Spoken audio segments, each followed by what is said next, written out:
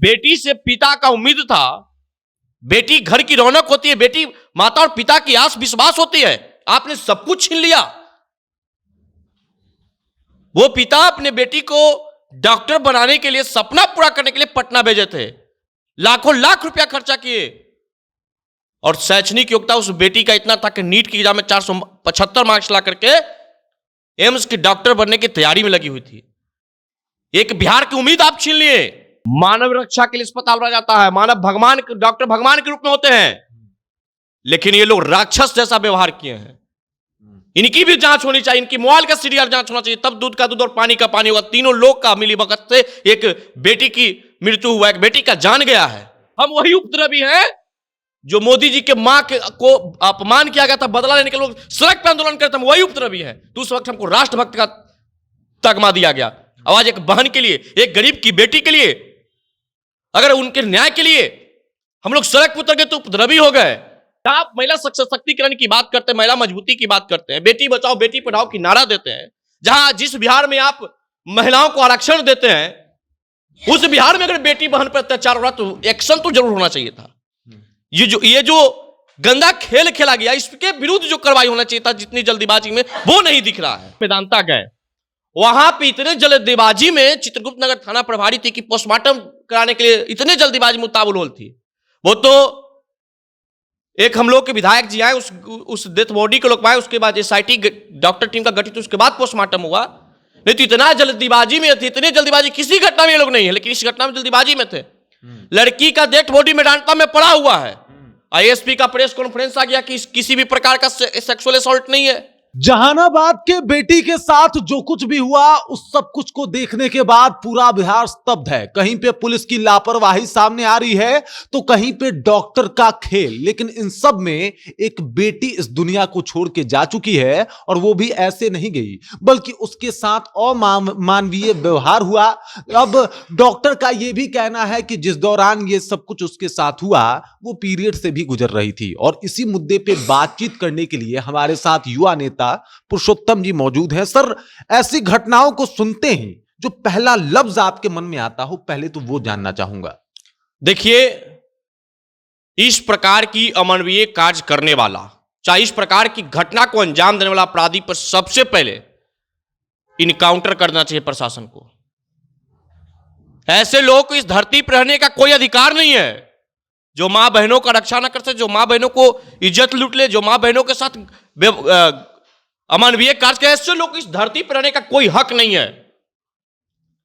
इस घटना का जितना भर्त्सना किया जाए बिल्कुल कम होगा। यह दिल्ली की निर्भया कांड बिहार में दोहराया गया है, यह उससे कोई कम घटना नहीं है ये। और जिस प्रकार से इस घटना पे लगातार खेल पर खेल खेलता गया, उन लोगों पे भी कार्रवाई होनी चाहिए कि बिना किसी जांच के, बिना किसी घटना के बारे में जानकारी लिए हुए इतना जल्दीबाजी आप लोग कर देते हैं। ऐसे ऐसे लोगों पे भी कार्रवाई होना चाहिए। यही लोग अपराधी तत्व के लोगों का मनोबल बढ़ा देते हैं।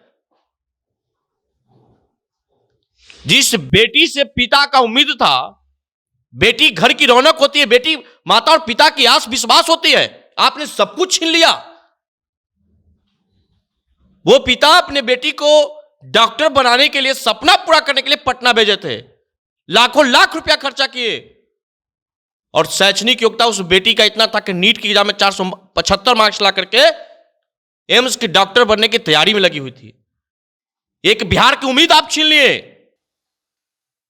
ऐसे हत्यारे को, ऐसे दरिंदगी करने वाले लुच्चो लफंगों को बीच सड़क पर सरकार को इनकाउंटर कर देनी चाहिए, प्रशासन को इनकाउंटर कर देना चाहिए।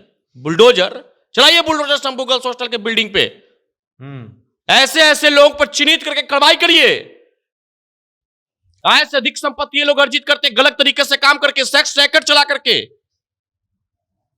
ये लोग हॉस्टल के नाम पे देह व्यापार का धंधा करते हैं, इनकी जांच होनी चाहिए। और ऐसे लोगों के घर पे बुलडोजर चलना चाहिए, ऐसे लोगों की संपत्ति जब्त कर लेना चाहिए सरकार को। देखिए, 2-3 सवाल और भी जो है इन सब के जांच, इस सब का जब जांच हुआ तो 2-3 सवाल जो है वो बाहर आए। पहला सवाल ये रहा कि जिस हॉस्पिटल में, प्रभात मेमोरियल हॉस्पिटल, वहां पे लड़की जाती है और उसके बाद उसके फैमिली से उसको मिलने नहीं दिया जाता है। दूसरा ये सर, हुआ यूं कि पुलिस जो है वो पहले ही आके कह देती है कि भाई साहब ये जो है ये नींद की दवा खा ली थी ज्यादा इस वजह से, जबकि पोस्टमार्टम रिपोर्ट नहीं आया था अभी, तब उससे पहले ही अनाउंस कर देता है पुलिस कि साहब नींद का ज्यादा दवा खा लेने की वजह से, ओवरडोज की वजह से ये दुनिया में नहीं रही, लड़की खत्म हो गई आपकी। और तीसरा बात ये, और सबसे बड़ा बात ये है कि प्रशासन का इतना उदासीन रवैया और साथ ही साथ हॉस्पिटल का इतना उदासीन रवैया काहे रहा, इसके पीछे का क्या कारण लगता है? देखिए, इतना ही नहीं है, हम लोग उस घटना पे शुरू से उस परिवार वाले के साथ हम लोग जुड़े हुए हैं। जब मेदांता की बात आया, जब लड़की की मृत्यु की खबर हम सबों को लगा, तब लोग मेदांता गए। वहां पे इतने जल्दबाजी में चित्रगुप्त नगर थाना प्रभारी थी कि पोस्टमार्टम कराने के लिए इतने जल्दबाजी में उतावल थी। वो तो एक हम लोग के विधायक जी आए, उस डेथ बॉडी को लोग पाए, उसके बाद एसआईटी डॉक्टर टीम का गठित, उसके बाद पोस्टमार्टम हुआ। नहीं तो इतना जल्दबाजी में थे, इतनी जल्दबाजी किसी घटना में ये लोग नहीं है, लेकिन इस घटना में जल्दबाजी में थे। लड़की का डेथ बॉडी मेदांता में पड़ा हुआ है। आईएसपी का प्रेस कॉन्फ्रेंस आ गया कि किसी भी प्रकार का सेक्सुअल असॉल्ट नहीं है। बिना किसी जांच के, बिना किसी सरकारी जांच एजेंसी के, एक प्राइवेट जांच एजेंसी के रिपोर्ट के अनुसार आप प्रेस कॉन्फ्रेंस ये जारी करके ये कह दी कि कुछ है नहीं। आप बताइए कि आप क्या कहिएगा? अब उसके बाद देखिए इन लोगों ने कितना बड़ा खेल किया। एक प्राइवेट हॉस्पिटल मानव रक्षा के लिए अस्पताल रहा जाता है, मानव भगवान, डॉक्टर भगवान के रूप में होते हैं, लेकिन ये लोग राक्षस जैसा व्यवहार किए हैं। इनकी भी जांच होनी चाहिए, इनकी मोबाइल का सीडीआर जांच होना चाहिए, तब दूध का दूध और पानी का पानी होगा। तीनों लोग का मिली भगत से एक बेटी की मृत्यु हुआ, एक बेटी का जान गया है। ये क्या कहें? ये लोग पटना एसएसपी साहब का कल बयान आया कि पीएमसीएच की रिपोर्ट को सत्य मानते हुए चल रहे हैं, लेकिन एम्स का रिपोर्ट का इंतजार कीजिए, इंतजार। लेकिन अगर पीएमसीएच का भी रिपोर्ट को अगर आप सही मानते हुए चल रहे हैं तो इन तमाम बिंदुओं, तमाम पहलुओं पर जांच करिए। और जो हॉस्टल वाले हैं, जो गैर कानूनी तरीके से, गैर जिम्मेदाराना हरकत करके ये जो हॉस्टल चला रहे थे, इनको चयनित करके इन पे बुलडोजर का कार्रवाई और संपत्ति जब्त करने का कार्रवाई करिए। ऐसे नहीं होगा, जेल जाने से नहीं होगा। हर बिंदु पर, हर पहलुए पर इस बेटी की कांड में, हॉस्टल कांड में जो जो लोग संलिप्त हैं, पहले तो हमारा एक मांग था कि इस घटना को किसी बड़ी जांच एजेंसी या किसी बड़े पुलिस पदाधिकारी से कराया जाए। हालांकि कल एसआईटी टीम का गठित भी हुआ है, बड़े बड़े अधिकारी पहुंच भी रहे हैं। इस घटना से चित्रगुप्त नगर थाना प्रभारी को और खास करके एएसपी को एकदम दूर रखना चाहिए और इन लोगों पे भी कार्रवाई करना चाहिए कि बिना किसी जांच के आप क्यों इस प्रकार का बात बोल देते हैं। और एक बहन के न्याय के लिए, एक बेटी के न्याय के लिए, एक व्यक्ति के साथ कुकृत हुआ, उसके न्याय के लिए जो लोग आंदोलन कर रहे थे, जो लोग मांग कर रहे थे, उनको आपने उपद्रवी कहा, उन पे एफआईआर आप कर दिए, उन पे लाठियां भी बरसा। अरे हम वही युवक हैं, हम वही उपद्रवी हैं जो मोदी जी के मां को अपमान किया गया था, बदला लेने के लोग सड़क पे आंदोलन करते, हम वही उपद्रवी हैं। तो उस वक्त हमको राष्ट्रभक्त का तगमा दिया गया। आवाज एक बहन के लिए, एक गरीब की बेटी के लिए, अगर उनके न्याय के लिए हम लोग सड़क पर उतर गए तो उपद्रवी हो गए। जितने भी लोगों को नामजद अभियुक्त हमारे साथ 5 व्यक्ति, मतलब 6 व्यक्ति एवं 150 पर अज्ञात पे एफआईआर हुआ था, उन तमाम एफआईआर को वापस लीजिए। वो क्योंकि वो लोग उपद्रवी नहीं थे, वो लोग एक बेटी, एक न्याय और एक बहन के न्याय के लिए सड़क पर उतरे हुए थे। किसी ने भी उपद्रव नहीं किया, लेकिन उस समय भी उपद्रव हम ही लोगों पे हुआ, लाठी चार्ज हुआ। उस लाठी चार्ज में एक भाई घायल हुए।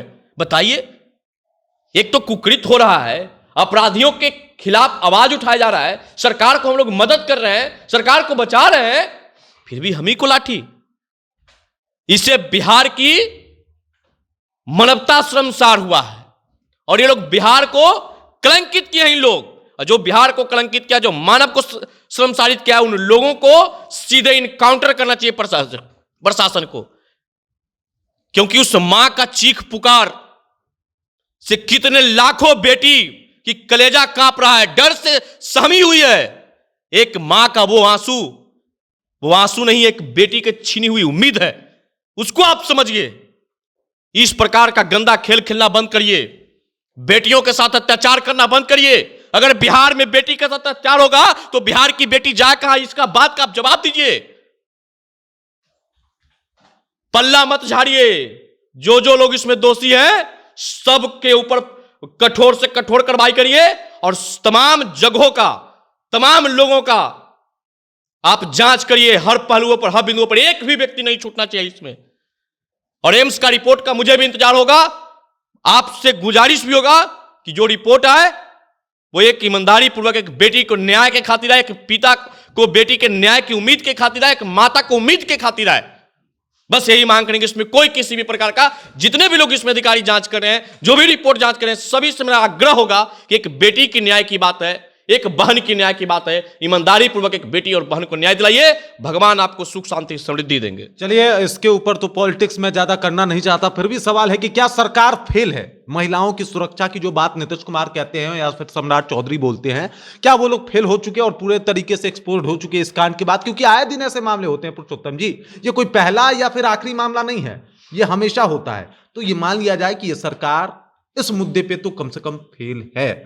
देखिए, हम ये नहीं कह सकते हैं कि सरकार इसमें दोषी है या नहीं है, लेकिन हाँ एक दोष तो है कि इतनी बड़ी घटना घटित हुआ, सारे लोग को एक्शन में आ जाना चाहिए था। टोटल लोग, जहां आप महिला सशक्तिकरण की बात करते हैं, महिला मजबूती की बात करते हैं, बेटी बचाओ बेटी पढ़ाओ की नारा देते हैं, जहां जिस बिहार में आप महिलाओं को आरक्षण देते हैं, उस बिहार में अगर बेटी बहन पर अत्याचार हो रहा तो एक्शन तो जरूर होना चाहिए था। ये जो गंदा खेल खेला गया, इसके विरुद्ध जो कार्रवाई होना चाहिए था, जितनी जल्दीबाजी में, वो नहीं दिख रहा है। जितना जल्दीबाजी में बिना पोस्टमार्टम का रिपोर्ट जारी करके प्रेस कॉन्फ्रेंस हो गया। क्या कोई बड़ी मछली इसके पीछे है क्या? अब बड़ी मछली है कि बड़ा मछला है, उसको जांच करिए, अब पकड़िए। कोई मछली रहे, अगर वो मछली भी है तो उस मछली को भी जल से बाहर लाइए और उसका भी इनकाउंटर करिए। गंदा खेल इस बिहार में कोई खेलेगा, इस बिहार को कलंकित करेगा तो हम लोग कदापि सहने वाला नहीं है। ये लोकतंत्र की भूमि है, जहां लोकतंत्र का जन्म हुआ, उस लोकतंत्र के जन्म वाले भूमि पर लोकतांत्रिक तरीके से विरोध करने का अगर उपद्रवी कहा जाता है तो हाँ, हम उपद्रवी हैं और आगे भी रहेंगे।